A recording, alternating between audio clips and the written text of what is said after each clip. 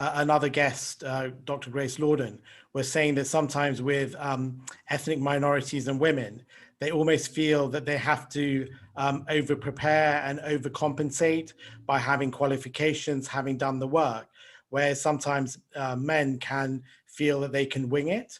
And it's almost this sort of cultural shift.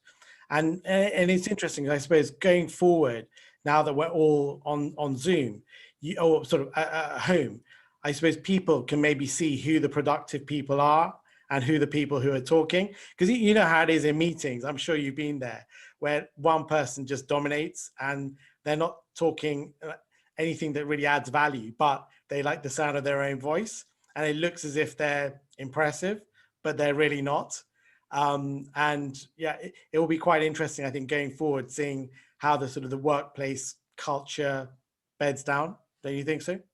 Yeah, I think that's such an important point because because I do a lot of work now on diversity, equity, and inclusion, and inclusive meetings are one of the things that I often discuss. And there's so much to unpick in the way that meetings are run. Because first of all, as you mentioned, people who are from minorities, women, etc. There's something called stereotype threat, where if you're afraid that you're going to be likened to a negative stereotype, there's actual physical manifestations of that. So you feel anxiety, you feel brain fog, and you're much less likely to share because you're just concerned. You're concerned that if I say this thing, am I representative of every Black woman in the whole world? That sort of thing. Yeah, totally. So there are dynamics like that at play. And then also Daniel Kahneman, who wrote the book Thinking Fast and Slow, he's got a new book out called Noise. And someone just messaged me this morning and they said, well, in the book, he's saying that quite often the first person to speak up in a meeting, that is the idea that's adopted. It's very rare that first idea is not, it's people listen to the second idea and then they adopt that, or the third one. And I think that is because there's this myth of the charismatic leader, quite dominating, they speak up first. And then because others don't want to show any signs of dissension or being disagreeable, will often just go with that. It's like when you have a group of people and they go out for dinner and there's one person who's like, right, this is where we're going. Then there's a few people like, oh, I don't want to eat Thai food, but just because that leader has said Thai, everyone's going to the Thai restaurant.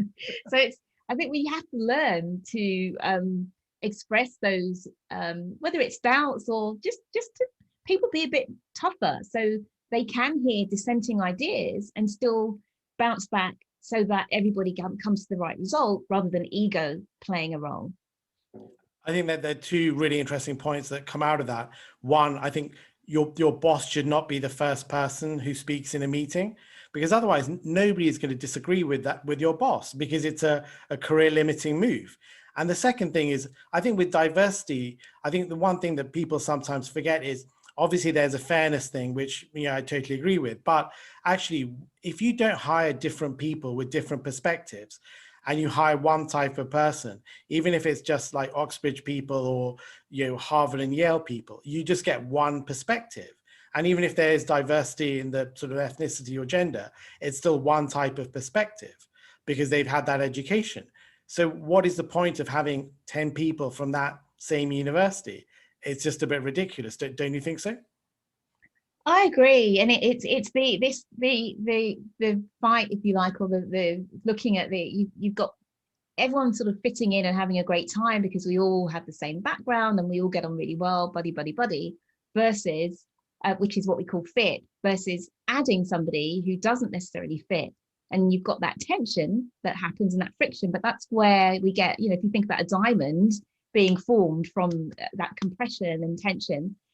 In the same way, those good ideas come out of the friction so it doesn't feel great necessarily, but you know that there's going to be the rigor and the examination of ideas, because no one is just going to say, oh yeah, he's my buddy from university, whatever he says is great. No, if you've got different people, they're going to be a little bit more a bit tougher in terms of, okay, will this idea get through? Let's have more questions, etc. But that's where we get the good results from, the better results. So yeah, I think again, it's about people being comfortable with being uncomfortable, whether that's with dissension. I heard this great quote the other day, which is that dissension is the cousin of diversity, which is, I think it's so true. If you have a mix of people, there's going to be disagreements. And I think sadly, as humans, we haven't learned yet how to deal with that. But hopefully one day we do, before we all, the world gets destroyed, basically. That sounds so negative, but I think that's a great point, because I think sometimes with criticism, people take it so personally. And I think what you have to say is, look, there's a greater good. People are not saying this to like put me down. They're just saying it because hopefully we're all in it together, and we're trying to come to the best outcome. And I think if you look at it like that and not personal, then it's a completely different way of looking at things. So, yeah.